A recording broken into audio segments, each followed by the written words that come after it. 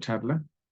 Como lo, como lo comenté, voy a grabar única y exclusivamente la parte de mi charla para que si hay, sobre todo para compartirlo en YouTube y también si alguien más la necesita, para las preguntas y respuestas podemos dejarlo, eh, puedo dejarlo fuera de la grabación.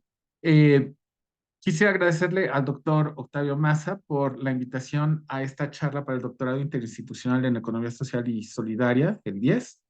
Soy profesor investigador titular del Laboratorio de Métodos de la Facultad Latinoamericana de Ciencias Sociales de la FLACSO de México. Soy investigador nacional nivel 2 y soy especialista en política pública comparada. Pero una de las razones por las cuales mucha gente conoce mi trabajo es porque escribo mucho para revelar lo que se llama en la literatura, lo que se llama el currículum oculto, ¿no? El currículum que las cosas que todo mundo asume que sabemos o que debemos de saber y que no todo el mundo estamos seguros de saber, ¿no? Entonces, eh, para mí esto es parte, siguiendo yo fui alumno en mi postdoc de Elinor Ostrom y de Vincent Ostrom, entonces para mí es parte de el compartir lo que yo hago y el trabajo que yo hago, pues son bienes públicos, son recursos a los que todo el mundo puede acceder y el que ustedes puedan acceder a mi blog o a mi Twitter, a mi cuenta de Twitter, no le quita a nadie la posibilidad de accederlo. Entonces es un bien público mi trabajo como académico que comparte este currículum oculto, es un bien público. En el caso del 10, ustedes conocen el trabajo colaborativo, es parte de lo que ustedes trabajan y mucho de ese trabajo está inspirado precisamente por los Ostrom, pero yo soy una persona, digamos, soy un recurso de uso común, ¿no? Tengo límites, soy solamente una persona, no hay clones de mí, entonces yo utilizo mucho estas charlas y por eso las grabo, para poder compartir lo que sé a una audiencia más grande. Ahora, quisiera empezar comentándoles sobre lo que yo pienso que es una investigación doctoral. Yo no creo que todas las investigaciones deban tener exactamente las mismas. Yo creo que hay diferentes productos para diferentes niveles. Entonces, una tesis doctoral, en mi opinión, sí debe tener tres elementos. Debe ser novedosa, puede ser relevante. Ustedes pueden hacer ciencia que no sea relevante, pero que tenga una contribución a la sociedad, digamos, al conocimiento. No necesariamente tiene que ser relevante, pero sí debe ser original. Entonces, estas son dos características fundamentales. Entonces, ¿en qué consiste una investigación doctoral? Yo tengo un doctorado y además he titulado a mis propios estudiantes de doctorado. He pensado mucho sobre esto. En mi opinión, una investigación doctoral debe ser original, novedosa y constituir una contribución a la literatura científica, ya sea en forma teórica, empírica o ambas de forma combinada. Ahora, el punto fundamental y que creo que para ustedes es importante, según entiendo, ustedes están terminando el segundo año del doctorado, es que el doctorado es un grado en el cual quien lo realiza demuestra que es capaz de hacer investigación original de forma independiente. Es decir, sus directores y directoras de tesis, su comité tutoral les pueden decir ideas, les pueden dar material, literatura, etcétera, pero últimamente ustedes deben de poder hacer investigación original de forma independiente. Y por eso es importante leer mucho, por eso es importante investigar a profundidad, porque de otra manera ustedes piensan, no, es que yo puedo hacer una investigación muy relevante o muy interesante, pues sí, pero si yo como director de tesis te estoy diciendo a dónde vas en cada paso, pues obviamente eso no demuestra independencia. Entonces, una investigación doctoral debe ser original, novedosa, constituir una contribución a la literatura científica de forma independiente. Y aquí, por ejemplo, yo tengo tres estudiantes que están a punto de terminar el doctorado, están en su último año, y los tres en una reunión de la semana pasada ya por fin se dieron cuenta de lo que hace, de lo que contribuye su tesis. Esto es terminando casi el tercer año. Entonces, yo lo que les decía es, tú tienes que saber lo que hace tu tesis mejor que lo que yo les pueda decir. Es decir, al final del doctorado, ustedes son los y las expertos y expertas más que cualquier director de tesis, ¿sí? Entonces, ahora hay diferentes, permítanme un segundito, que nada más quiero ver que no se me haya pasado nada. Bien. Ahora, hay diferentes formas de hacer investigación. Hay gente, por ejemplo, en la disciplina de economía tradicional, en la economía ortodoxa, que obtienen una base de datos y se los avientan a un modelo o un programa computacional a ver qué sale. En mi opinión, esto no es buena investigación. Una investigación rigurosa proviene de un buen diseño de investigación. Y el diseño de investigación serio y riguroso requiere postular la pregunta correcta y el método debe ajustarse a la misma o devenir de ella. Entonces voy a empezar primero con tres herramientas que yo utilizo para controlar la tesis de mis estudiantes y para ayudarles a mis estudiantes a controlar su tesis. He escrito sobre ellos en mi blog, he escrito también hilos de Twitter sobre ellos, y con mucho gusto les puedo pasar una lista de ellas. Entonces, es frecuente que perdamos de vista hacia dónde vamos con la tesis, de qué va y para qué la estamos haciendo. Y entonces, con mis tesistas, yo uso tres dispositivos de control que ahora mundialmente mucha gente los utiliza, tesistas. El primero es el documento de las dos páginas de la tesis, el DTP o Dissertation Two-Pager. El segundo es la tabla analítica de la disertación, la DAT, la Dissertation Analytical Table. Y el tercero es la narrativa global de la disertación, la GDN. Y ahorita les voy a explicar en qué consiste cada uno. El DTP es un documento de dos páginas que, como indica su nombre, muestra en dos páginas la totalidad de la tesis desde donde se encuentra. En general, puede tener respuestas a las que son mis 5 preguntas clave. Ahorita les platico sobre las 5 preguntas clave, pero también puede incluir otros elementos como el sistema a analizar, los límites del sistema, las posibilidades del mismo. Por ejemplo,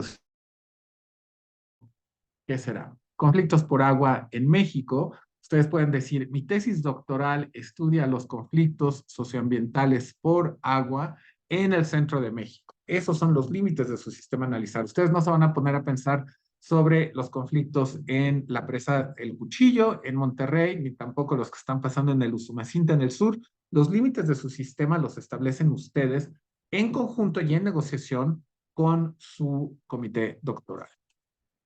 Entonces, ¿de qué trata su tesis? Bueno, hay diferentes formas de hacer este tipo de TPs.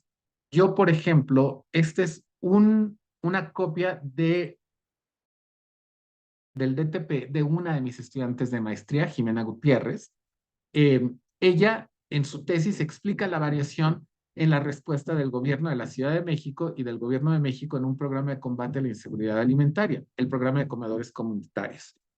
Y aquí la paradoja o lo que quiere explicar Jimena en su tesis, lo que explicó en su tesis, ella ya terminó su tesis, es que mientras Ciudad de México continuó con el programa de comedores comunitarios, el gobierno federal no. Ustedes seguramente saben que el lema del gobierno federal es la austeridad republicana. Entonces, es sorprendente que a nivel subnacional algunos estados, específicamente la Ciudad de México, continúen con el programa de comedores comunitarios mientras a nivel federal no lo hacen. Pues lo que hizo Jimena es que examinó la historia y la evolución de ambos programas durante un periodo de 10 años, desarrollando un marco teórico basado en teorías de determinación de políticas públicas. Hay una serie de teorías sobre cómo, bajo ciertas circunstancias, los gobiernos deciden terminar una política pública, y entonces ella utilizó entrevistas a actores clave y rastreó de procesos, que son dos métodos cualitativos importantes, y lo que encontró ella es que en el gobierno de la Ciudad de México estaba motivado para mantener el programa de comedores comunitarios como una estrategia de adquisición de votos, mientras que la estrategia del gobierno federal era de austeridad. Entonces son estrategias divergentes y entonces pues al gobierno de la Ciudad de México le convenía más dejar digamos, dejar el programa. Fundamentalmente, y por eso es importante presentar estos ejemplos, fundamentalmente para mí una tesis explica cosas. A mí me llegan muchos estudiantes y me dicen, es que yo quiero describir un sistema, es que yo quiero desarrollar una política pública, es que quiero desarrollar un programa, es que quiero, eso está muy bien, pero el fundamento de una investigación doctoral es explicar fenómenos y explicar por qué pasan las cosas. Después de que expliquen lo que quieran explicar, entonces sí ya ustedes se pueden poner a implementar soluciones de política pública. Pero lo primero que tienen que hacer ustedes es explicar por qué pasan las cosas. Este es otro ejemplo de DTP. Este es un ejemplo, y este es un ejemplo, digamos, ficticio. Ninguno de mis estudiantes de maestría ni de doctorado han hecho este estudio, pero se me hace un estudio que vale la pena hacer. Este es sobre ¿Cómo podemos entender la implementación de la política de tratamiento de aguas residuales en el municipio de León, Guanajuato, a través del ente conceptual de burócratas al nivel de calle? Entonces, en este DTP, lo que hace el estudiante o lo que hago yo es establecer cómo la literatura sobre burócratas a nivel de calle, que son las personas que ofrecen los servicios públicos directamente al ciudadano, está creciendo, pero no hay tantos estudios sobre política de saneamiento de aguas residuales, a excepción de algo de mi trabajo, el trabajo de César Casiano, Alex Caldera y Daniel Prat. Entonces, los pocos estudios que existen sobre burócratas a nivel de calle solamente se centran en la implementación de inspecciones y de política de protección de áreas naturales. Ahí yo lo que estoy haciendo en esta introducción es presentar de manera somera cuál es el panorama de la cuestión, lo que es lo que sabemos, y posteriormente yo pongo en diálogo mi propia investigación presentando lo que yo pienso hacer, que es, en este estudio propongo analizar la implementación de la política de tratamiento de aguas residuales, estudiando a los inspectores del sistema de agua potable y alcantarillado de León, ZAPAL, a través de la literatura de burócratas a nivel de calle. Introducción que ustedes pueden usar en un paper, en un artículo, en una ponencia, en un capítulo, en una tesis. Yo aquí les estoy presentando la introducción como parte de un DP, es decir, como parte de un documento de 2 páginas de la tesis. En la pregunta de investigación que me interesa responder es qué explica el relativamente pobre desempeño de la política de tratamiento de aguas residuales en León, Guanajuato. Entonces, mi hipótesis es que los inspectores de descargas de aguas residuales carecen de autoridad suficiente y respaldo técnico, económico y jurídico por parte de la agencia para poder realizar todas las inspecciones requeridas para lograr una reducción de la carga contaminante en los solventes. Si ustedes se dan cuenta, en esta pregunta de investigación, yo estoy tratando de explicar un fenómeno, que es que la política de tratamiento de aguas residuales tiene un pobre desempeño. Yo puedo explicarlo a través de diferentes indicadores. Puedo decir, bueno, el nivel de tratamiento de aguas residuales es muy bajo, la cobertura es muy baja, hay zonas periurbanas que no están llegando a las cuales no está llegando este tratamiento, o pueden hacerlo de otra manera, ¿no? Pueden hacer indicadores más cualitativos. Por ejemplo, la gente se queja frecuentemente de los olores en la zona cercana a la planta de tratamiento de aguas residuales. Independientemente de los indicadores, lo que ustedes están tratando de explicar es la política de tratamiento de aguas residuales. Y esta pregunta de investigación forma parte en este contexto del DTP, del documento de 2 páginas de la tesis. La estrategia metodológica, en este caso, mi estudio utilizará una estrategia metodológica de carácter etnográfico combinado con shadowing, que es el sombreado. Esta estrategia es muy padre, es un método cualitativo muy bonito, donde se sigue a un grupo de inspectores de descargas, digamos, a un actor clave de descargas de aguas residuales durante 6 meses, esto es el shadowing, así como realizar una serie de entrevistas semiestructuradas con funcionarios de ZAPAL, así como con dueños de empresas inspeccionadas, y luego pretendo realizar un análisis de contenido de las entrevistas.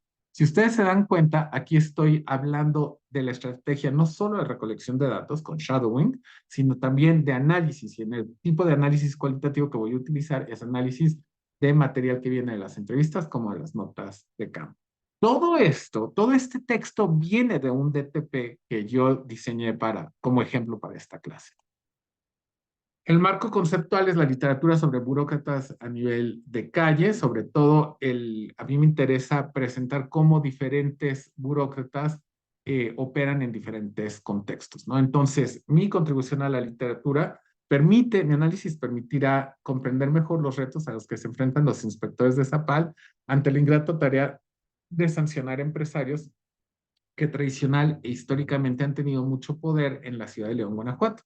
Mi estudio contribuye a la literatura sobre burócratas a nivel de calle empíricamente mediante el análisis de un caso no estudiado previamente. Entonces, ahí mi contribución es empírica, por un lado, es el caso de estudio que estoy estudiando, así como teórica, porque yo también pruebo si los modelos conceptuales de Lipsky y de Ricucci son apropiados para el contexto mexicano y obviamente también pues al acervo de estudios sobre burócratas a nivel de calle. Si ustedes se fijan, estos 5 o 6 elementos que les presenté en pantalla, yo los puedo resumir en 2 páginas y a mí me dan y al comité doctoral o al comité de supervisión de tesis le da una posibilidad de mostrar de manera amplia cómo y a un vistazo qué es lo que estoy haciendo con mi tesis. Ahora, los DTPs cambian. El DTP que ustedes escriban, si ustedes, por ejemplo, empiezan a aplicar a partir del día de hoy, 21 de noviembre del 2024, la estrategia del DTP a su tesis, el DTP que ustedes le entreguen a sus supervisores de tesis hoy va a ser muy diferente al DTP que ustedes desarrollen el día que vayan a presentar su examen doctoral. ¿Por qué? Porque ustedes van a ir aprendiendo cosas. Esa es la belleza de este tipo de fenómeno, de este tipo de instrumento. Si yo le pido un DTP a un estudiante de primer cuatrimestre o de primer semestre, va a verse completamente distinto al del día de hoy y va a verse completamente distinto al determinando el tercer año y al determinando el cuarto año. Eso funciona exactamente igual en maestría y en licenciatura, pero obviamente esta charla está enfocada al doctorado, porque quien me lo pidió fue precisamente el programa del doctorado interinstitucional en Economía Social y Solidaria, pero mis técnicas se pueden aplicar a nivel maestría o a nivel licenciatura. Hay gente, por ejemplo, que utiliza mis DTPs, DATs, etcétera, para sus libros, gente que ya son profesores investigadores consolidados y que utilizan mis estrategias para mantener control de sus libros, incluido yo también lo hago. El segundo dispositivo que yo utilizo para poder controlar la tesis de mis estudiantes es la DAT, la Dissertation Analytical Table, o la tabla analítica de disertación. Esta tabla muestra de forma esquemática los componentes de la tesis doctoral. En general, mis tesistas analizan una sola pregunta de investigación que tiene varias subpreguntas, que son las herramientas que les ayudan a formular los capítulos. Y ustedes pueden utilizar la DAT para una tesis como libro si ustedes lo están haciendo. Yo, por ejemplo, titulo estudiantes que generalmente hacen 3 artículos y los ensamblan y esa es la tesis.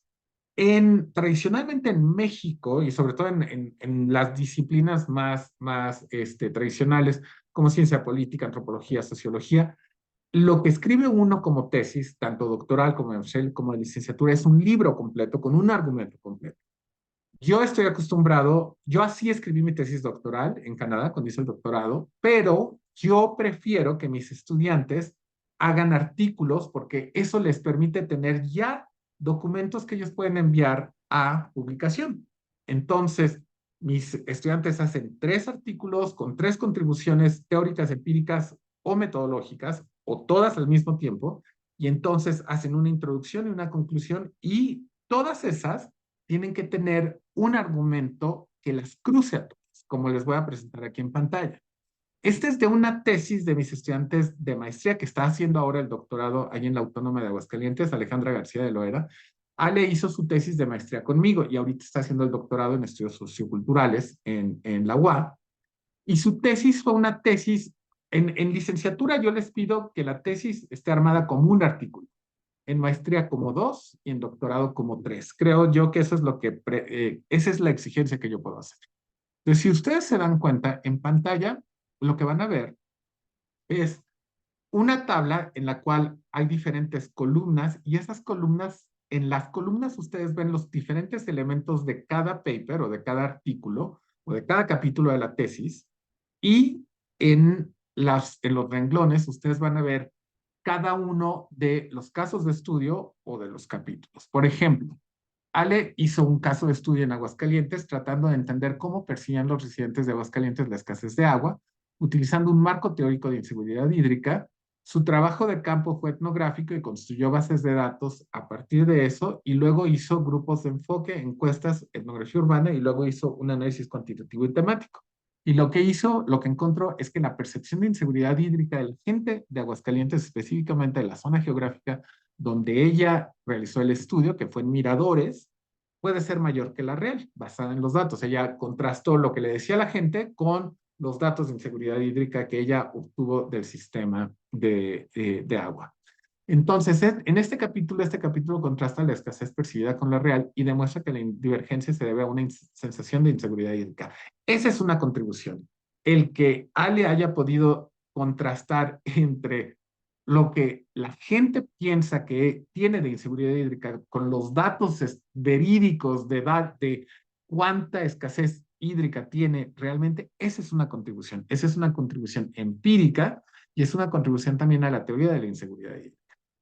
Su segundo capítulo fue también en Aguascalientes, el caso de estudio, utilizando un marco teórico de ecología política humana. Yo sé que este doctorado es un doctorado sumamente basado en teorías marxistas, entonces la literatura de la ecología política humana no debe serles nada desconocida.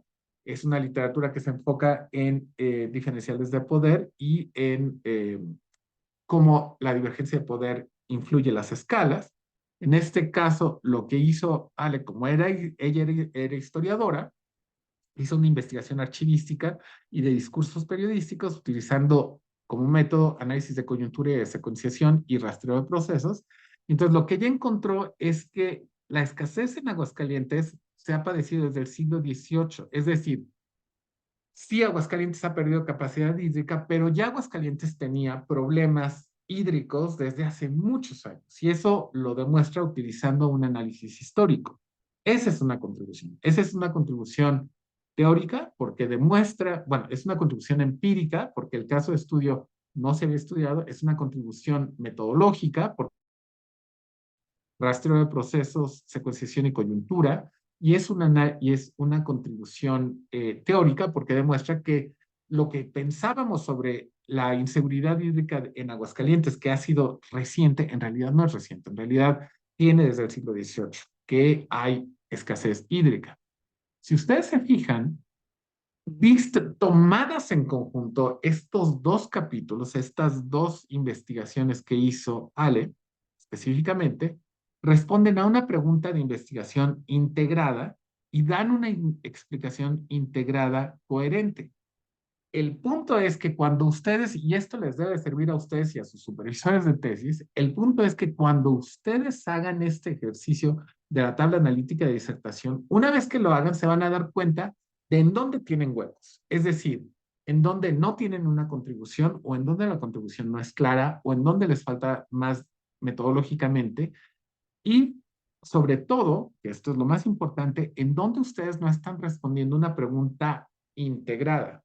Por ejemplo, otra de mis estudiantes de doctorado, Ime Redding, que hizo su doctorado sobre conflictos por agua, hizo tres casos, pero en el caso de ella hizo tres casos distintos en tres ubicaciones geográficas diferentes, utilizando tres marcos teóricos distintos, pero la pregunta integrada era, ¿cómo se generan los conflictos de baja intensidad en México? Hay conflictos de muy alta intensidad, como el caso de la presa del Zapotillo en Jalisco, y hay conflictos de muy baja intensidad, como en Aguascalientes. En Aguascalientes, siempre la gente se queja, yo viví en Aguascalientes 10 años, la gente se queja muchísimo de que no hay agua, pero no, en realidad, no explotan las protestas. Y la paradoja es, ¿por qué?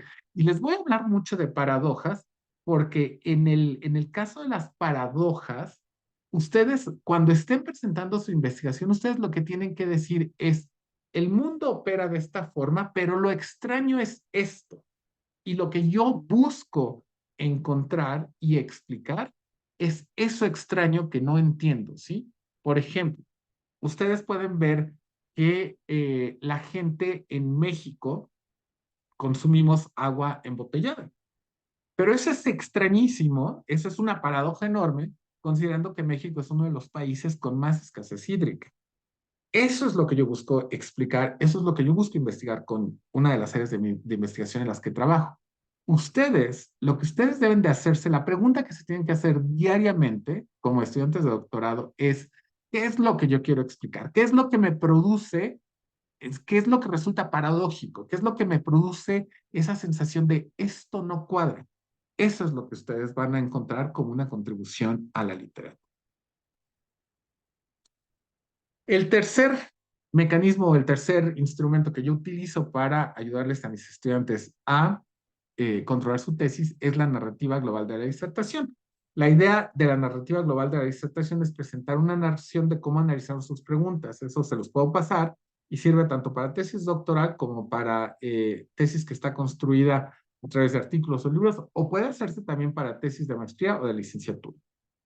Yo les pido a mis estudiantes que empiecen a hacer su GDN hasta el final de la tesis. ¿Por qué?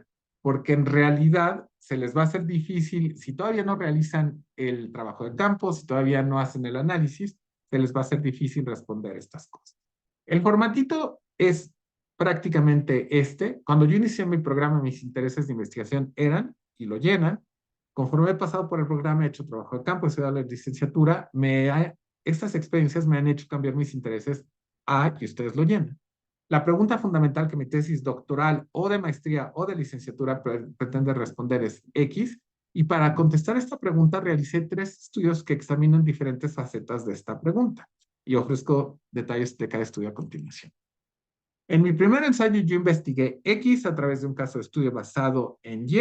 Aquí examino Z utilizando W métodos y M como fuentes de datos. En este ensayo encuentro, y lo que ustedes encuentren, yo les sugiero a mis estudiantes que expliquen todo utilizando el modelo de un libro que desafortunadamente no está en español, pero que es buenísimo, que es el Graphie-Birkenstein, They Say, I Say, y también les puedo pasar la referencia. Les voy a poner un ejemplo de cómo yo lo haría. En mi primer ensayo de tesis, me voy a inventar una tesis completamente sobre inseguridad alimentaria. En mi primer ensayo, yo investigué inseguridad alimentaria en Paraíso, Tabasco, a través de investigué inseguridad alimentaria en comunidades marginadas a través de un caso de estudio basado en Paraíso, Tabasco. Aquí yo examino el grado en el cual las personas son incapaces de llenar sus dietas diariamente, utilizando métodos etnográficos y métodos de historias de vida. Yo fui a Tabasco, a Paraíso, y les estuve preguntando a las personas qué tan bien pueden ustedes llenar su dieta diariamente, tienen acceso a lo que se llama la canasta básica o no. Y como fuentes de datos utilicé mis entrevistas, también hice grupos focales y también hice observación. En este ensayo, lo que yo encuentro es que la inseguridad alimentaria en Paraíso, Tabasco, está muy determinada por el volumen de personal que viene o no viene a la operación, a la construcción de la planta refinadora de Dos Bocas. Lo que yo encuentro contrasta con otras teorías sobre inseguridad alimentaria en las que se considera que los factores exógenos no influyen en la inseguridad alimentaria de las poblaciones. Este me lo inventé. Este es total y absolutamente inventado. Obviamente tendría yo que hacer el estudio para poder definirlo, pero así es como ustedes pueden narrar su tesis. Basándome en los hallazgos individuales de cada uno de mis 3 ensayos, mi pregunta global la respondo encontrando X, ¿no? Y entonces mi contribución a la literatura es teórica, dado que las teorías establecidas del tema señalan esto, en contraste yo desarrollo un nuevo modelo teórico, conceptual, analítico. Fíjense cómo siempre nosotros vamos a estar utilizando lenguaje como en contraste, por otro lado, de manera alterna. Lo que nosotros tenemos que hacer cuando hacemos investigación científica es, sobre todo en ciencias sociales, es demostrar cómo lo que otra gente ha dicho, lo que Graf y Birkenstein llaman el they say, contrasta con lo que nosotros encontramos o argumentamos, what I say, ¿no? Lo que yo digo. Entonces, otros, por ejemplo, de manera empírica, otros estudios previos sobre el tema, tales como, y ustedes tienen que tener dominio de la literatura del tema, no basta con que lean 3 artículos, aquí tienen que tener dominio del tema. Yo he rechazado artículos internacionales en los que en una búsqueda en Google Scholar, en 10 segundos, encuentro 25 artículos sobre el tema. Y son artículos de revistas muy prestigiadas, de autores muy consolidados, y se los rechazo. ¿Por qué? Porque no está bien hecha la revisión de la literatura. Entonces, ustedes tienen que leer y leer muchísimo y leer bien. Entonces, otros estudios sobre el tema establecen X, en cambio, yo establezco esto. En mi tesis disertación encuentro lo siguiente. Yo demuestro lo que está pasando en virtud de cierta innovación en métodos y técnicas, etc. La GDN, yo generalmente les pido a mis estudiantes que se esperen mínimo al tercer año o ya cerca de la defensa, en el 4 año.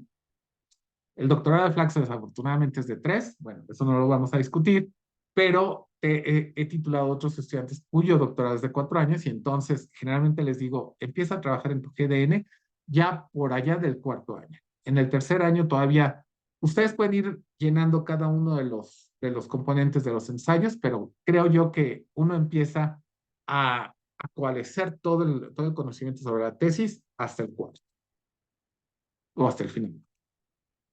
Mi estudio, como cualquier otro proyecto de investigación, tiene limitaciones. Ustedes pueden listar las limitaciones y en el futuro espero poder expandir mi investigación realizando estos estudios para extender mi contribución teórica original a la literatura. Esta narrativa, la narrativa global de la disertación, también les sirve para construir sus diapositivas de la defensa de la tesis, porque si se fijan, es una narración completa de todo su proceso de investigación. Ahora, ¿cómo podemos hacerle cirugía a nuestra tesis doctoral? Aquí es importante empezar a ver cómo pueden ustedes construir una pregunta de investigación. Entonces, recordemos para qué hacemos investigación. Investigar involucra buscar respuestas a preguntas y tratar de explicar fenómenos que ocurren en nuestro entorno. Entonces, esto requiere, cualquier investigación científica seria requiere tiempo, esfuerzo, dedicación y en particular el desarrollo de la capacidad analítica para seleccionar el método adecuado para la pregunta seleccionada. Si ustedes me ven poniendo ejemplos de manera muy sencilla en esta charla, es porque tengo 30 años estudiando 16 horas diarias y dedicándome a esto. Ese es el punto. El punto está en que todo, no hay atajos, no hay atajos. Y yo sé que mucha gente está utilizando, por ejemplo, modelos de lenguaje de larga escala como ChatGPT, etcétera. No hay ningún atajo para hacer una investigación. Ustedes pueden utilizar ChatGPT para encontrarles citas y les va a encontrar citas erróneas, para y les va a escribir en una forma en un modelo tan, pero tan fácil de detectar que no es la escritura propia de una persona, son modelos que ensamblan de muchos estilos de escritura. Entonces, yo les invito y les insto a que se tomen el tiempo, la seriedad, la dedicación y el esfuerzo de ponerse y de ponerse a leer a pie, sí me explico, o sea, leer impreso o en pantalla, subrayar, hacer fichas de trabajo, porque eso es lo que les va a dar el conocimiento. Un modelo de lenguaje de larga escala como ChatGPT no les va a dar el conocimiento. Les puede presentar ciertos atajos, pero esos atajos son riesgosos, porque en realidad ustedes no van a contribuir a la literatura con esos atajos. Y entonces ustedes podrán, por ejemplo, pedirle que les ayude a pulir el idioma, ¿no? O sea, decir, escribí todo mi ensayo, ChatGPT, ayúdame a pulir en dónde tengo errores de ortografía, errores de gramática, etcétera, pero ustedes no le pueden encargar su tesis doctoral, porque no les va a funcionar, no les va a salir bien. Ahora hay varios tipos de investigación y ustedes pueden estar haciendo diferentes. Hay investigaciones analítico-conceptuales que responden a preguntas del tipo ¿qué es? Digamos, por ejemplo, si ustedes están haciendo estudios históricos, ustedes pueden decir cómo evolucionó el suministro de agua en Aguascalientes. ¿Es público o es privado? ¿Qué es? Esa es una investigación de tipo analítico-conceptual. Hay investigaciones empírico-descriptivas, cómo es, cómo sucede, o, por ejemplo, cómo ha sucedido la gentrificación en el centro de la Ciudad de México, específicamente en la colonia de Polanco, con los nómadas digitales. Esa es una investigación de naturaleza empírico-descriptiva. Ahora, es importante demostrar que la investigación empírico-explicativa es diferente a la descriptiva y es importante que ustedes hagan esa distinción. En la investigación empírico-explicativa, ustedes están tratando de ver por qué ocurre un fenómeno. Es decir, por qué está creciendo el número de nómadas digitales en Polanco. Ustedes podrían decir, bueno, pues porque es baratísimo, etcétera. Bueno, esas son algunas explicaciones, son explicaciones facilonas, pero debe haber algún otro detonador de la gentrificación de Polanco. Y entonces ustedes tienen que hacer una investigación para hacerlo. Y finalmente la investigación normativa, que es como debe de ser, que es muy específica de la teoría política, de la subdisciplina de la ciencia política, que es la teoría política, pero también ustedes lo pueden hacer con los estudios críticos de política pública. Es decir, cómo debería, por ejemplo, suministrarse el agua en México. ¿Debería ser pública o debería ser privada?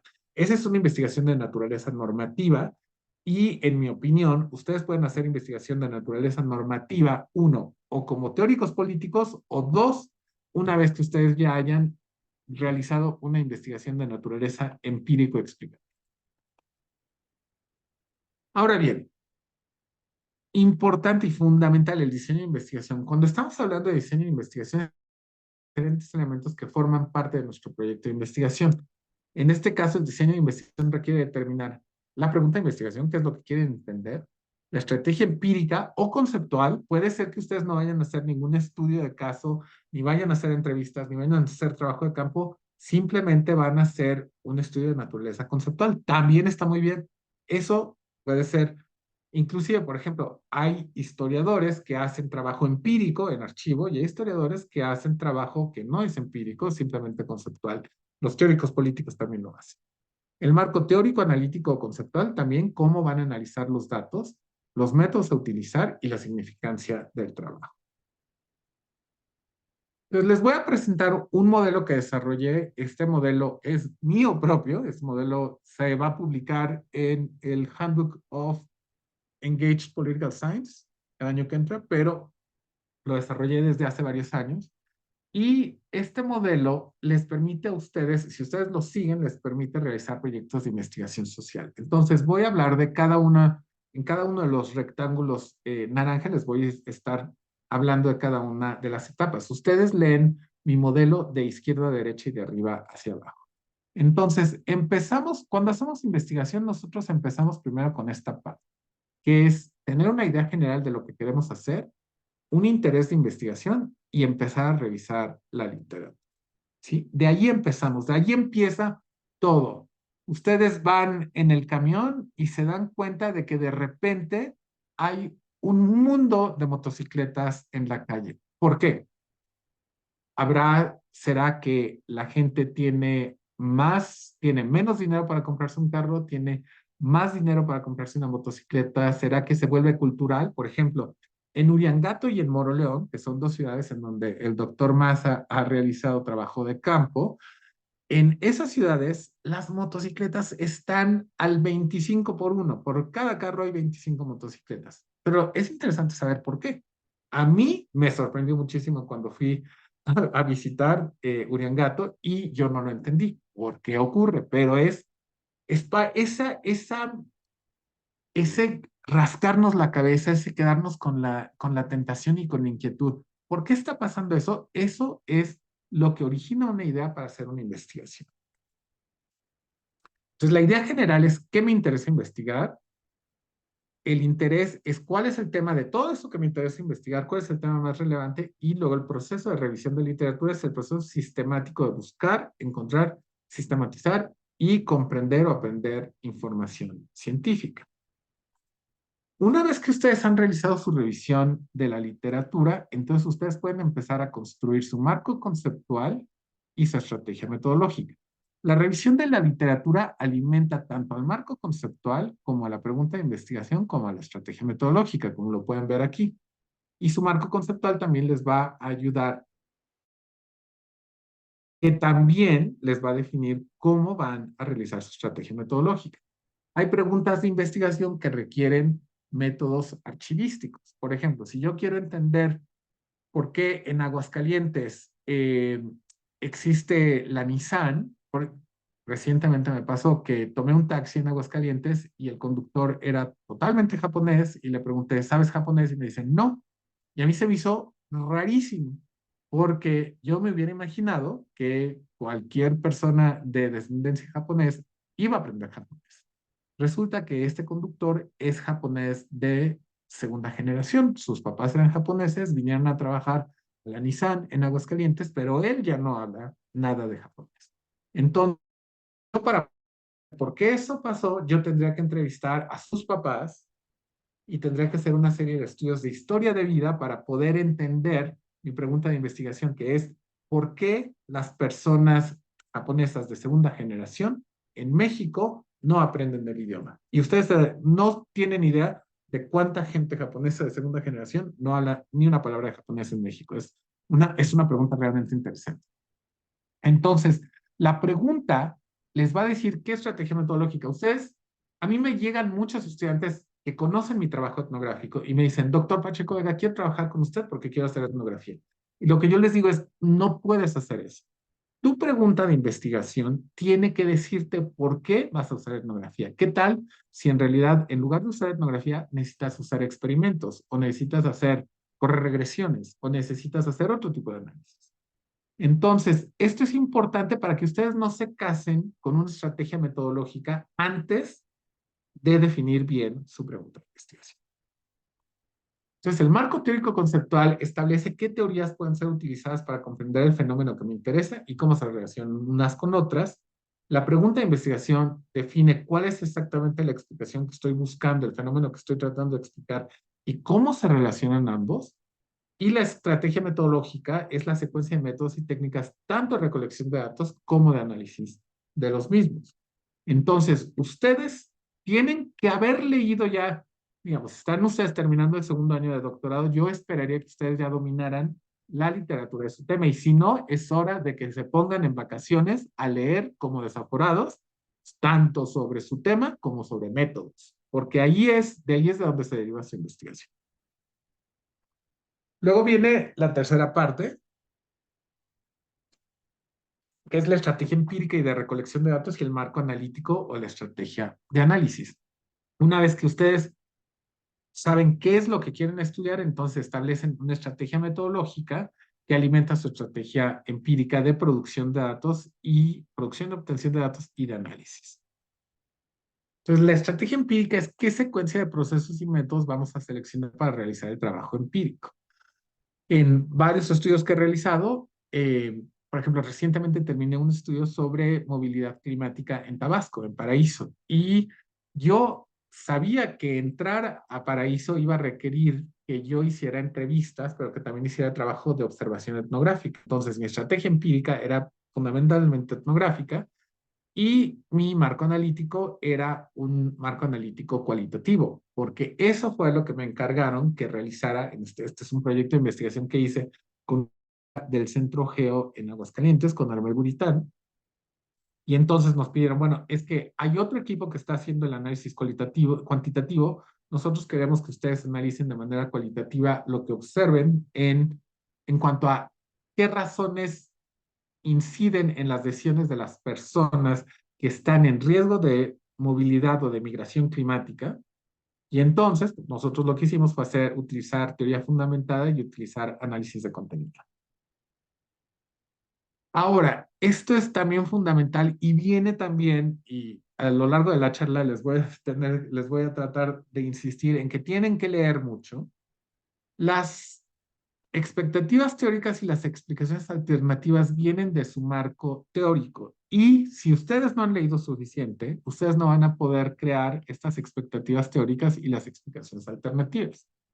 Por ejemplo, en Ciudad de México, que es donde estoy ahorita, yo trabajo acá en la Flaxo, en Ciudad de México hay una cultura de la protesta tremenda. Aquí la gente cierra calles y cierra vialidades, cierra carreteras por quítame aquí estas pajas.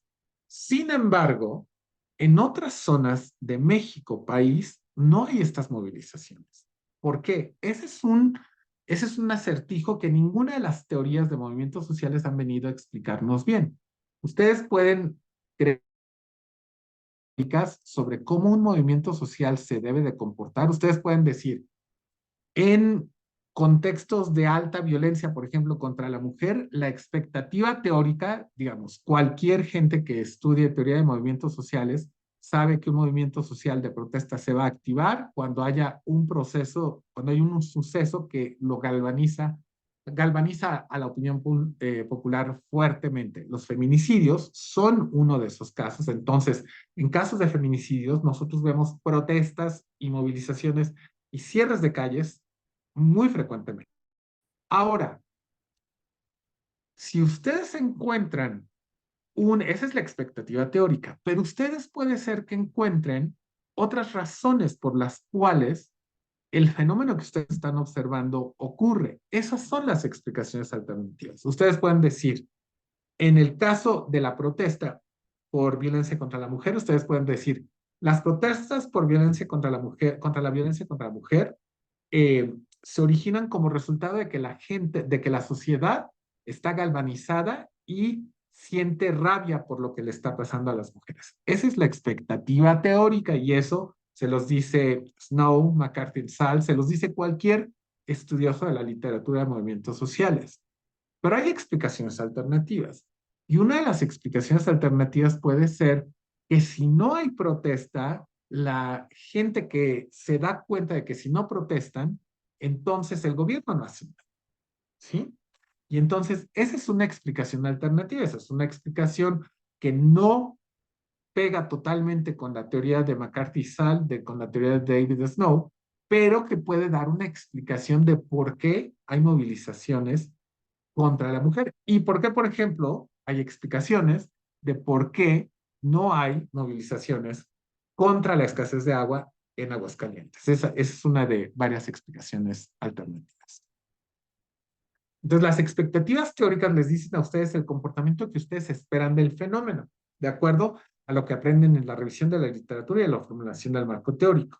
Y las explicaciones alternativas, una vez que ustedes tienen una hipótesis de trabajo sobre cómo opera el fenómeno y qué factores lo explican, entonces son los otros factores que también pudieran tener impacto en el fenómeno y por lo tanto explicarlo o explicarlo de manera alterna. Ahora, vamos y obtención de datos y de análisis de datos. Aquí es muy interesante porque es donde creo que hay mucha gente tiene problemas porque piensan primero en cómo van a analizar los datos antes de tener una pregunta de investigación. Pues fíjense qué tan adelante vamos en el proceso de investigación, cómo debieron de haber ya consolidado su pregunta de investigación antes de siquiera pensar en cómo van a producir y obtener datos y analizarlos. Entonces, la producción y obtención de datos, estas etapas establecen qué métodos, tácticas, estrategias y técnicas vamos a utilizar para poder obtener los datos o producirlos y luego cómo los vamos a analizar utilizando análisis de datos. Ahora, yo les digo a mis estudiantes que no hay métodos cualitativos ni métodos cuantitativos como tal. Hay tipos de datos y tipos de análisis. Entonces, si ustedes hacen análisis cualitativo de datos cualitativos, pueden hacer análisis de discurso, teoría fundamentada, análisis narrativo, etc. Eso es analizar de forma cualitativa datos que son cualitativos. Ustedes pueden analizar cuantitativamente también datos que son cualitativos. Ese es un análisis textual de text as data. Ustedes fácilmente pueden analizar de manera cuantitativa datos que vienen de manera cualitativa. Ustedes pueden hacer 150 entrevistas y entonces las meten a una nube de palabras o las meten a un medidor de frecuencias y entonces pueden ustedes hacer análisis textual. Ahora, también ustedes pueden hacer análisis cualitativo de datos cuantitativos que les permite reconocer patrones, ¿no? ¿Qué tan frecuentemente ocurre un fenómeno y qué tan frecuentemente ocurre otro? O pueden hacer análisis cuantitativo de datos cuantitativos, que es el análisis estadístico de resultados de encuestas, por ejemplo, con regresión múltiple, pueden hacer análisis experimental, pueden hacer modelos de ecuaciones estructurales, etc. Hay muchos métodos. Ahora, es importante, y esto es específico de datos cualitativos, porque doy esta clase muy frecuentemente en mi clase de métodos cualitativos, hay métodos de captación de datos, hay métodos de diferenciar entre ambos, ¿sí? Los métodos de captación de datos son de trabajo de campo físico digital, entrevistas, corpus de texto, videos, y de trabajo y sin embargo, el análisis de datos proviene de cómo ustedes usan esos datos que captaron y los analizan. Pueden analizarlos utilizando análisis retórico, de discurso, narrativo o teoría fundamental, por ejemplo. Ahora, fíjense qué tan adelante vamos en la investigación. Por eso les digo que es interesante siempre hacer este tipo de ejercicios. El contraste entre la realidad, expectativa teórica y la realidad empírica a ustedes les da el aprendizaje. Cuando ustedes contrastan lo que su expectativa teórica les dice y lo que los resultados de su investigación muestran, eso les da aprendizaje. ¿Sí? Eso es fundamental. Por eso están haciendo investigación científica, por eso ustedes están tratando de entender cómo funcionan no sé, digamos, los comedores comunitarios, cómo funcionan los conflictos por agua en México, cómo funcionan este, las, eh, cómo las trabajadoras domésticas tienen o no tienen agencia. Todo esto es fundamental, que ustedes lo contrasten, ¿no? Lo que les dice la teoría y lo que la realidad empírica les dice. Entonces, una vez que probaron los modelos que implementaron y que pusieron a prueba las hipótesis, las explicaciones alternativas, ¿qué resultado obtienen? Entonces, ¿se cumple la hipótesis o alguna de las explicaciones alternativas? Esto es lo que a ustedes les permite realizar una contribución teórica o empírica a la literatura, ¿sí? Entonces, esto es fundamental. ¿Qué nuevo conocimiento obtenemos de haber llevado a cabo nuestro proyecto? Son los aprendizajes y luego, una vez que aprendemos esto nuevo, ¿cómo se modifican las teorías que aprendemos? ¿Qué nuevo conocimiento agregamos? Es la teorización y reteorización, que están en esta parte. Y si ustedes se fijan, la reteorización y la teorización, es decir, el cambiar el marco conceptual, el marco teórico, viene de nuevo a alimentar su marco teórico. Todo esto viene a enfatizar un aspecto que creo que se olvida mucho cuando supervisamos tesis de licenciatura, maestría, doctorado. Toda la investigación es cíclica, toda la investigación es iterativa, toda la investigación, todos estos pasos que yo les sugerí para realizar en su proyecto de investigación, los van a tener que hacer una y otra vez. Yo lo sigo haciendo al día de hoy y tengo varios años ya que salí del doctorado, ¿no? Entonces, es importante que siempre se den cuenta de que la teorización y los aprendizajes siempre van a venir a alimentar sus marcos teóricos y sus marcos conceptuales. Entonces, como pueden ver del modelo, hay una gran diversidad de formas de realizar un proyecto de investigación. Este modelo es una de múltiples formas para aproximarse a investigación empírica.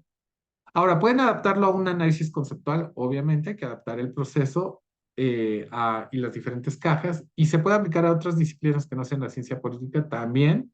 Aquí el asunto está en cómo diseñan la pregunta de investigación y qué métodos van a utilizar. Bien, ahora, ¿cómo diseñan una buena pregunta de investigación de nivel doctorado? Entonces, les voy a hablar un poco sobre mi estructura secuencial de diseño de preguntas de investigación, mi SDP, y el modelo de construcción de acertijos. Para mí es fundamental que mis tesistas y mis estudiantes aprendan estas cuatro cosas. Uno, cómo formulo una buena pregunta de investigación, cómo la construyo. Dos, cómo la respondo, cómo la investigación. Tres, qué fenómeno logra ser explicado por mi investigación, qué fenómeno no. Y cuatro, cómo hago presentar estos resultados de mi investigación. Estos son para mí las cuatro cosas que mis estudiantes deben de tener siempre. Entonces, un buen problema de investigación, en mi opinión, debe de estar correctamente acotado. Ustedes tienen que tener a mí no me interesa que hagan estudios. Por ejemplo, tengo un estudiante que trabaja con personas privadas de la libertad. A mí no me interesa que trabaje con personas privadas de la libertad en todo el mundo.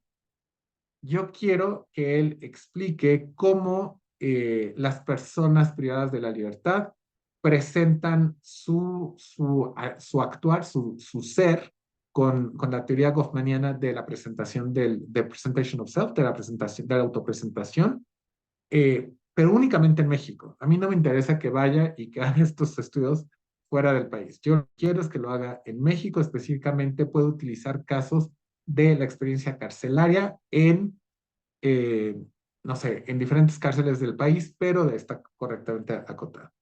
Debe ser relevante, obviamente este tipo de investigación es relevante. Tengo un estudiante de doctorado que está terminando su tesis sobre personas en situación de calle. Ese es un tema súper relevante. Hay muchísima gente en situación de calle y no tiene acceso a esto.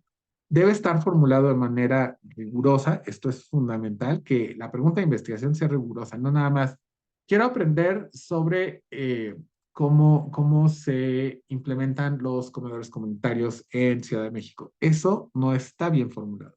Sin embargo, si ustedes quieren explicar la implementación robusta o débil de los comedores comunitarios, entonces ya está formulada de manera más rigurosa, de acuerdo a X, Y, Z parámetros.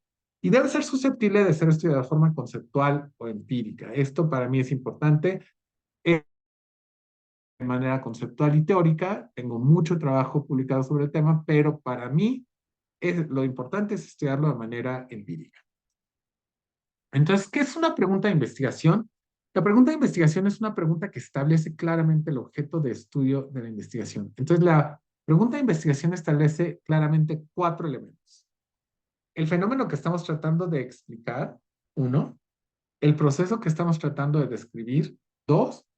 Los datos nuevos que pretendemos encontrar, 3. Y las relaciones que existen entre variables, 4. Por ejemplo, ustedes pueden crear una pregunta de investigación que diga, ¿qué explica la adopción de políticas públicas, eh, por ejemplo, de suministro de hogares?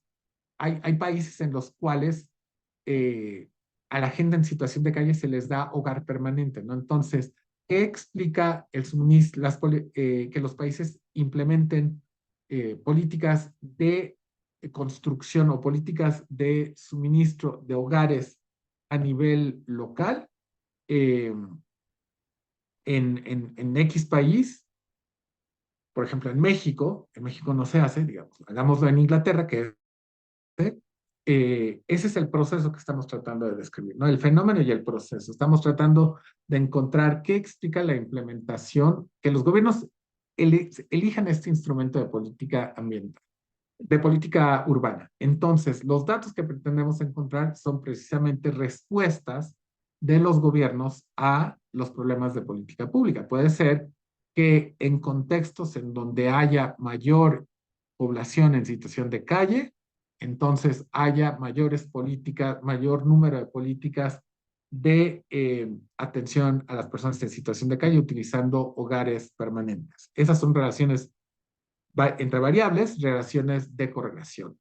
Y en este caso sería una correlación positiva. Ahora, no siempre sucede así. ¿Sí? Entonces, por eso es importante desarrollar una pregunta de investigación que nos permita que sea investigable, sobre todo. Eso es muy importante. Ahora, hay diferentes preguntas de investigación y esto es importante porque no todo, a mí me gusta la investigación y la inferencia causal, no todas las preguntas tienen que ser causales. Hay preguntas descriptivas que explican o describen el fenómeno, X es, o X explica.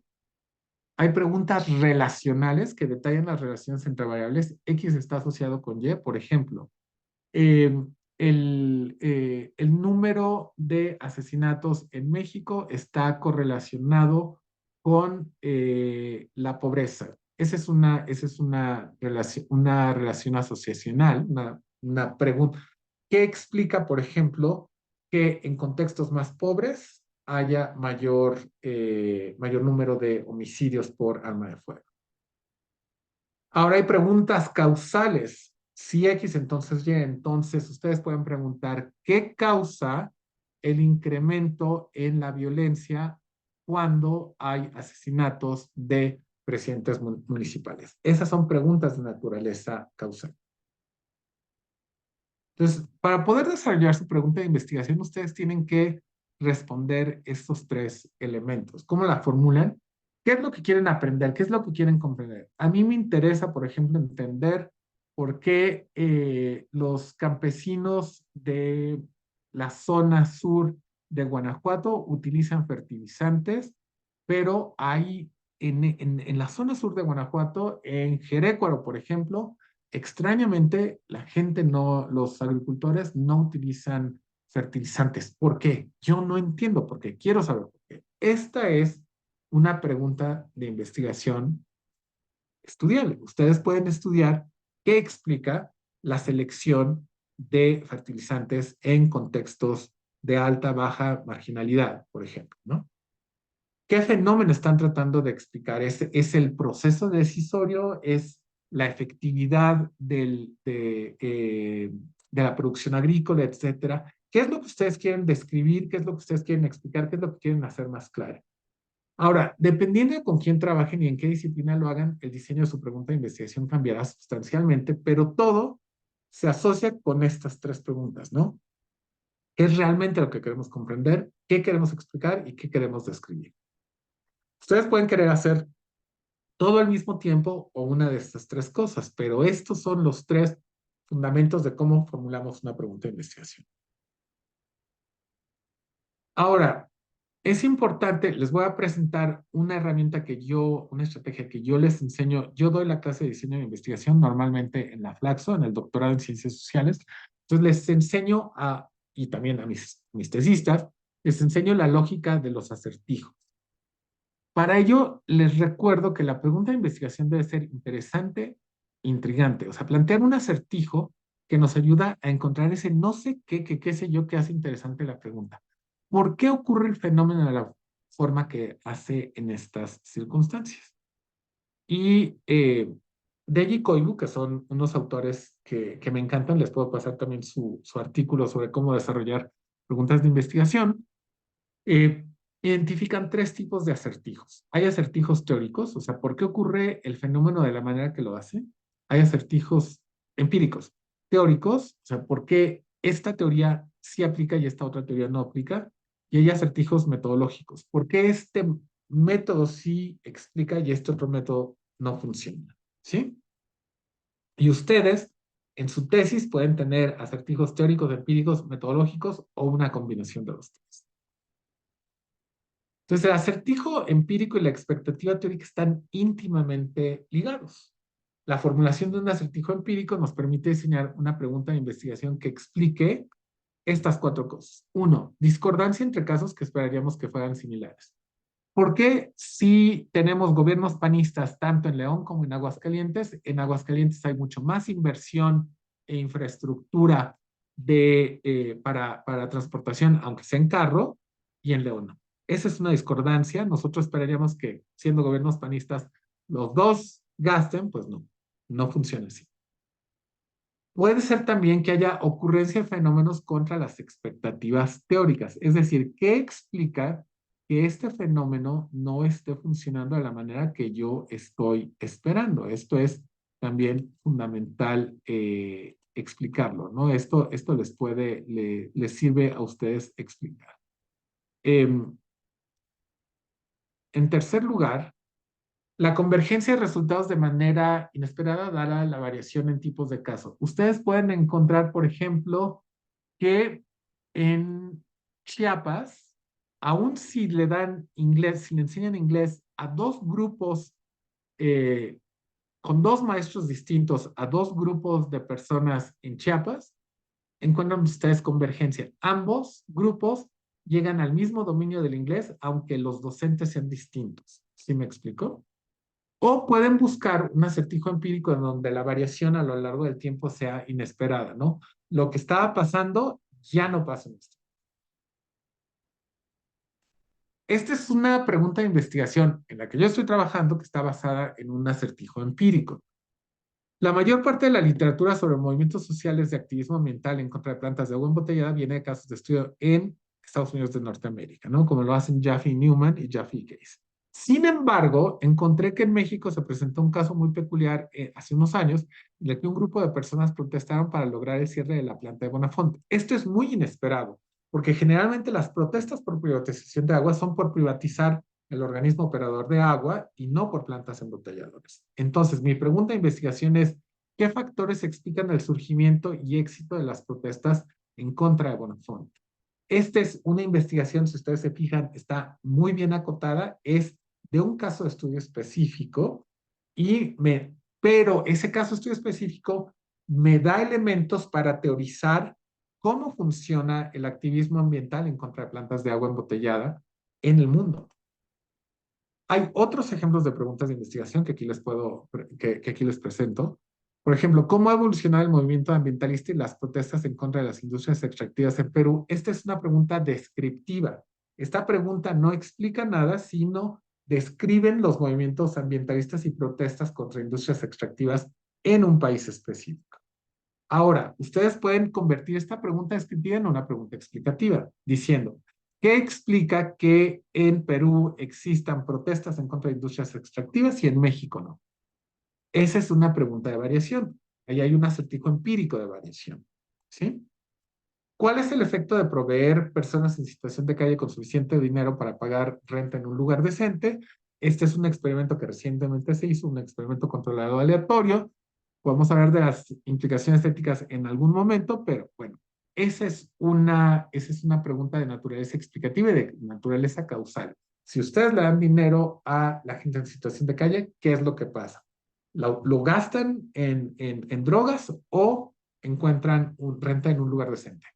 Spoiler alert, sí realmente funciona para este tipo de experimento de dar dinero a personas en situación de calle. No lo gastan en drogas, lo gastan precisamente en obtener alojamiento permanente. Ese es el caso en Canadá, en Vancouver. Falta ver cómo funciona en otros contextos. Aquí hay más ejemplos de preguntas de investigación que a mí me gusta mostrar. Son preguntas descriptivas, explicativas. Por ejemplo, ¿cómo evolucionó el suministro de agua en Aguascalientes en el siglo XVII? Es una pregunta descriptiva, no trata de explicar nada, pero ustedes pueden convertirla en una pregunta explicativa. ¿Qué explica que en el siglo XVII ha sido privado cuando ya se había hablado de que el agua era propiedad de la nación, por ejemplo, ¿no? Ese es un ejemplo de pregunta explicativa derivada de una pregunta descriptiva. ¿Cómo se configura la arquitectura de gobernanza climática en ciudades mexicanas? Es una pregunta descriptiva. También la pueden convertir en una pregunta explicativa que explica que en ciertas ciudades la arquitectura de gobernanza climática sea muy avanzada, como el caso de Aguascalientes, y menos avanzada, como es el caso de León. O hay otras preguntas explicativas como esta, ¿no? ¿Qué factores explican la variación en el surgimiento y sostenimiento de protestas estudiantiles en Perú, Chile y Argentina? Que es una pregunta de naturaleza explicativa. Entonces, esto es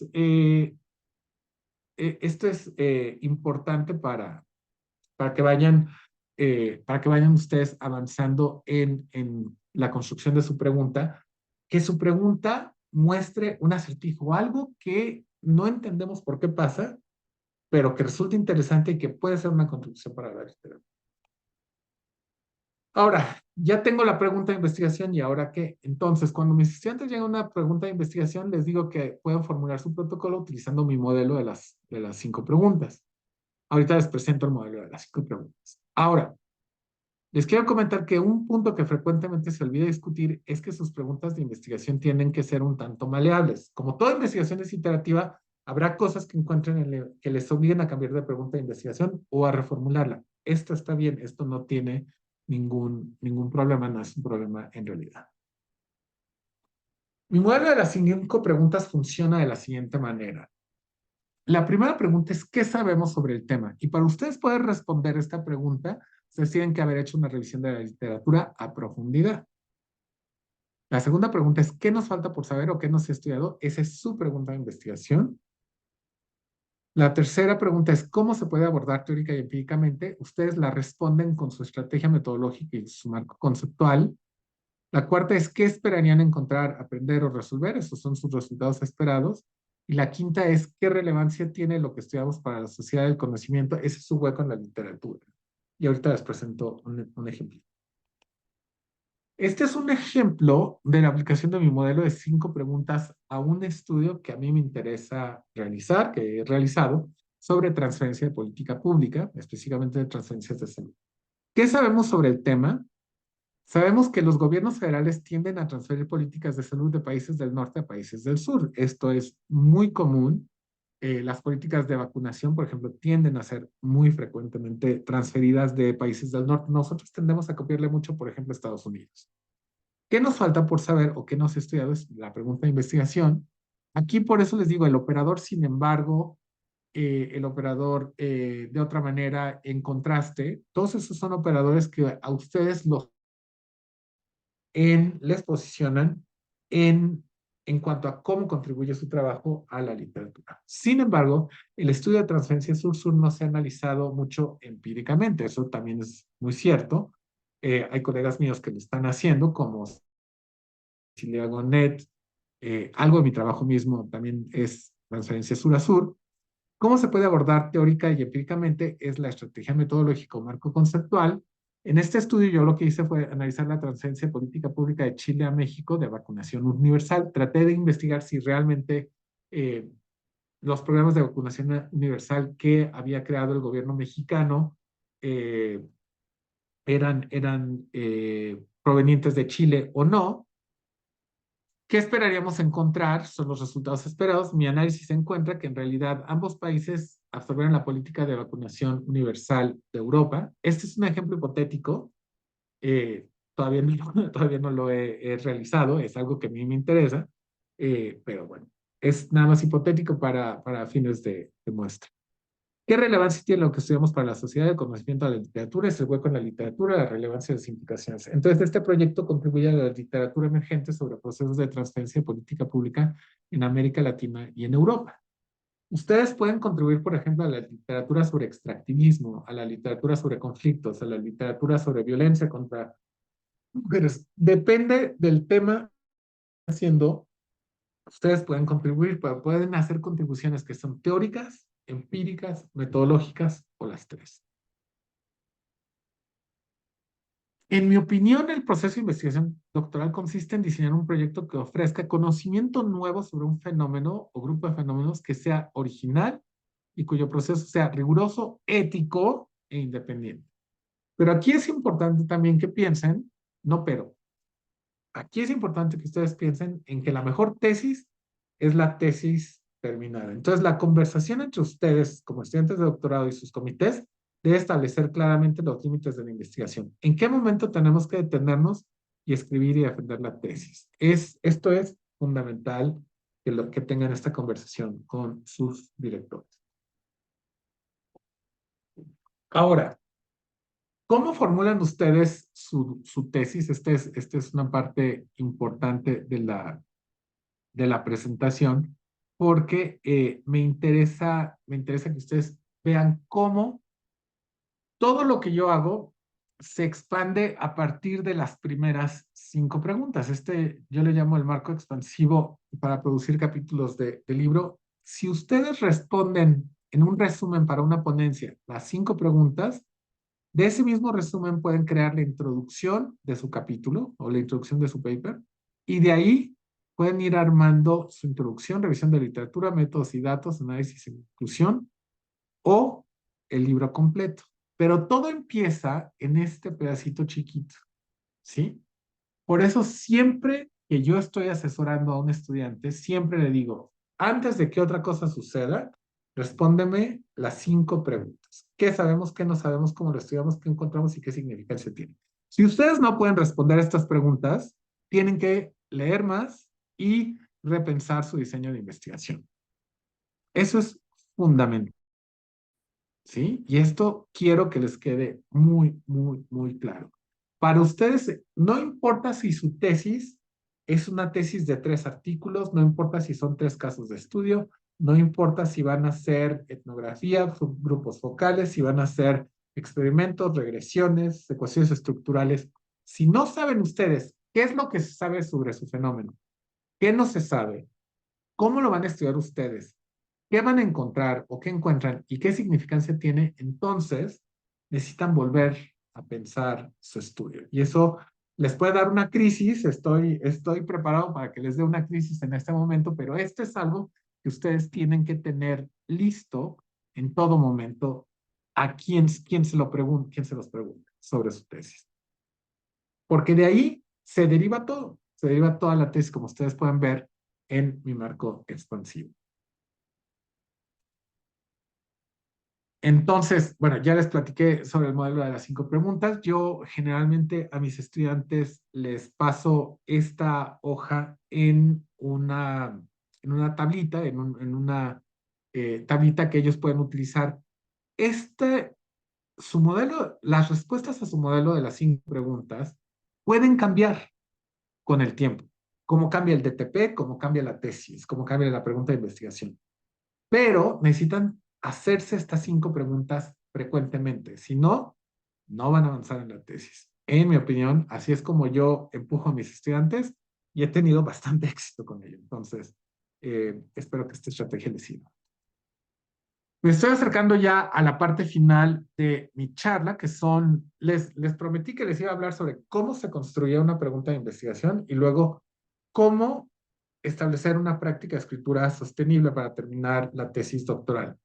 Esto, desafortunadamente, no invité a mis propios estudiantes de doctorado, debí de haber invitado a mis estudiantes, a mis tesistas a esta charla, pero bueno, la voy a dejar grabada para que ellos lo escuchen en el momento en el que sea necesario. Aquí les voy a platicar un poco sobre las estrategias que pueden seguir para desarrollar una práctica de escritura sostenible para terminar la tesis, que sea sistemática. La parte, y esto se los digo porque a mí también se me hace pesado escribir, me encanta, como podrán ver, me encanta poner memes en mis diapositivas. Este es un meme que yo construí. Viene de Escape a la montaña embrujada, la versión nueva con The Rock. Entonces, The Rock, Dwayne Johnson, dice, quiero publicar un artículo académico y una de las niñas que él protege en la montaña encantada dice, entonces tienes que escribir y se voltea él y se le queda viendo.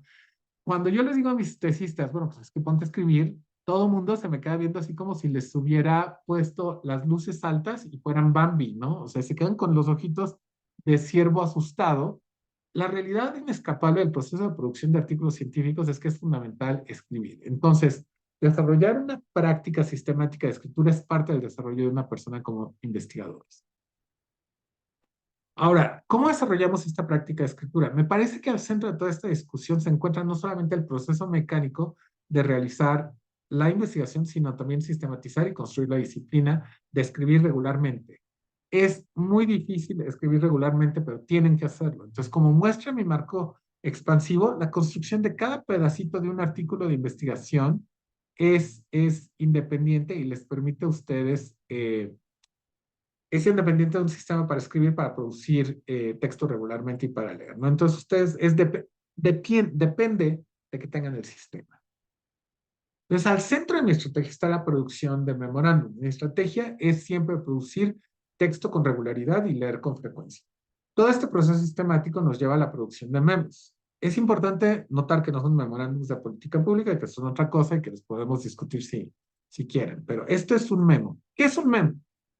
Es un pedacito de texto que les sirve a ustedes para reflexionar, capturar ideas y construir, como si fuera eso es un rompecabezas, un argumento, un análisis o un artículo o un capítulo académico o un libro. Eso es un memorándum. Como pueden ver en la pantalla, estoy aquí escribiendo sobre etnografía, trabajo de campo y observación y pues estoy generando es un pedacito de texto. Ustedes no tienen que escribir 25 páginas o 30 o 2 o 10. Con que escriban pedacitos, con que escriban memos, es suficiente para ir ensamblando el paper.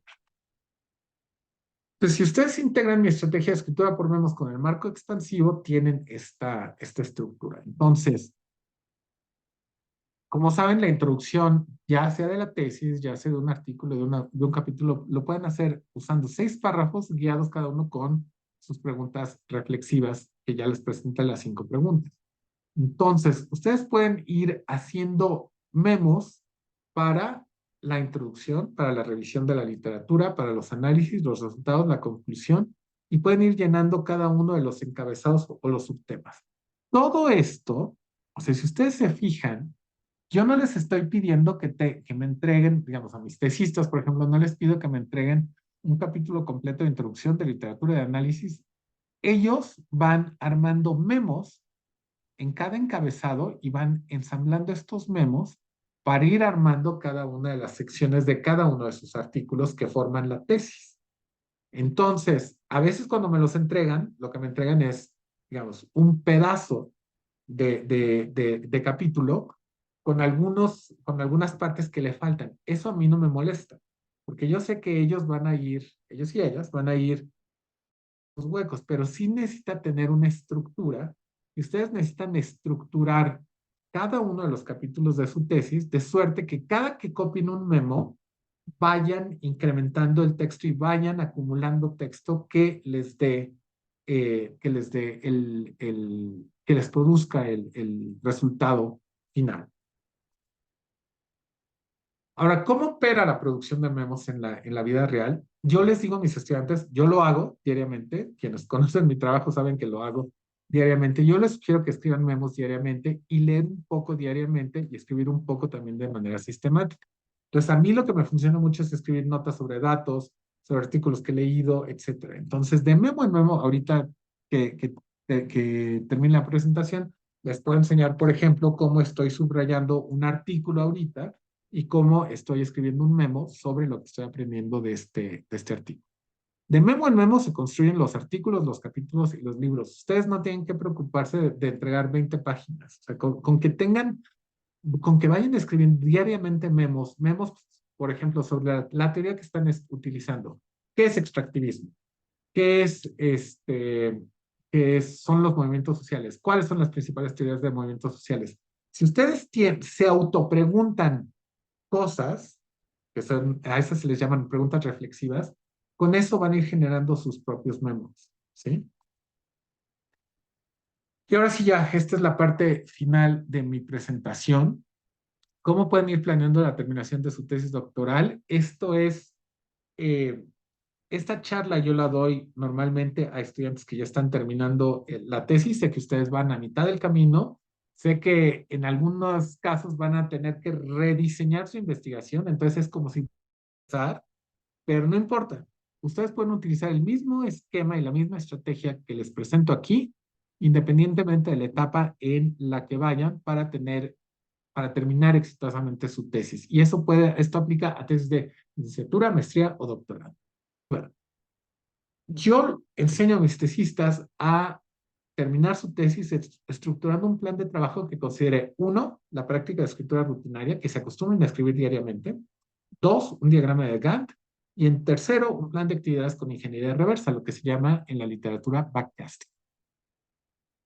Entonces son tres estrategias clave. La primera es romper todo su trabajo en paquetes más pequeños. Por ejemplo, si ustedes en diciembre tienen que entregar su marco metodológico, su marco teórico, su revisión de la literatura, estamos en noviembre 21, supongamos que lo tienen que entregar el 21 de diciembre, tienen un mes, tienen 30 días para hacer eso, vayan rompiendo todo su trabajo en paquetes más pequeñitos. Hoy voy a leer 5 artículos, los voy a resumir y los voy a poner a dialogar con toda mi literatura. Mañana leo 5 artículos, los resumo, los pongo a dialogar. Pasado mañana los leo, los resumo. Y entonces, si rompen el trabajo en paquetes más pequeños, se les va a hacer menos problemático tratar de llegar al final, ¿no? Dos, planear de la fecha final a la fecha inicial. Todo el mundo hace los diagramas de Gantt al revés. He tenido que desprogramar a mis estudiantes para que no hagan sus diagramas de Gantt al revés. Les voy a enseñar cómo se hace el diagrama de Gantt que es realista.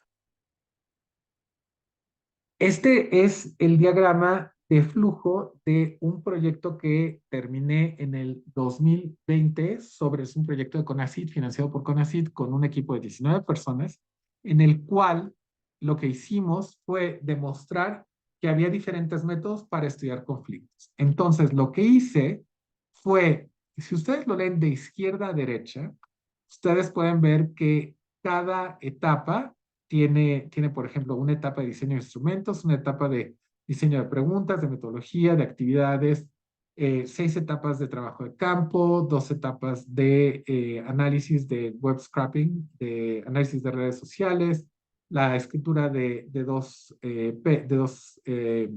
libros blancos y de un reporte del primer año, el análisis de moderación basada en agentes, un tercer paper y el reporte final.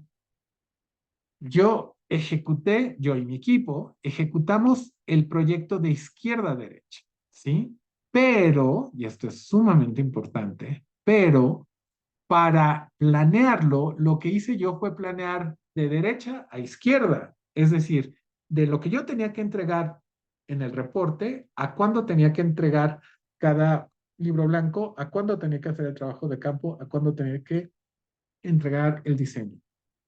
Hacerlo en reversa, la técnica se llama backcasting o ingeniería en reversa. Hacerlo en ingeniería en reversa les permite ver lo que tienen que hacer de manera más coherente y más sensata. Es decir, si ustedes se tienen que titular en septiembre del 2026, entonces lo que ustedes tienen que hacer es esta es la entrega de la tesis final en septiembre de 2026 y luego irse para atrás. ¿Cuándo tienen que hacer cada cosa y llegar, obviamente, a noviembre de 2024 para que en los próximos 2 años ustedes puedan escribir una tesis razonable y defendida.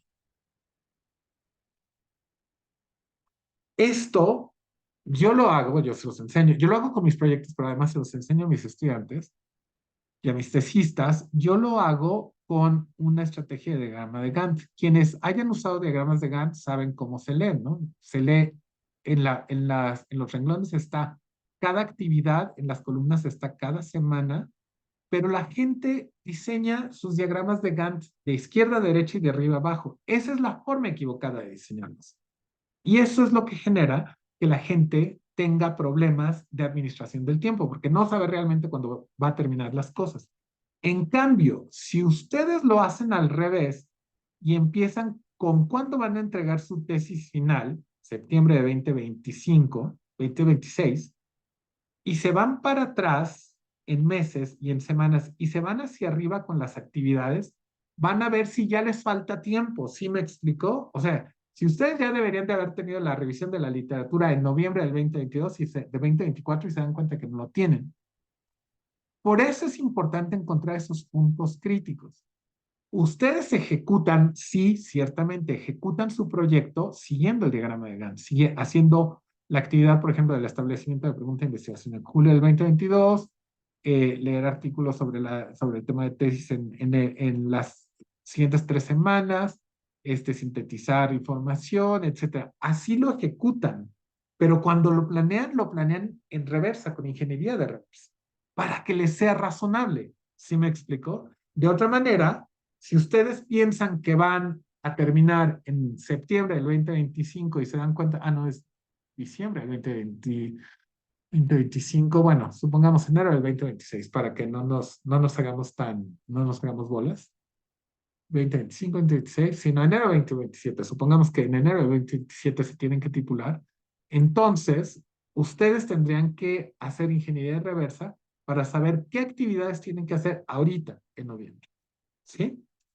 Y entonces, para ponerse al día, si es que hay cosas en las que van retrasadas.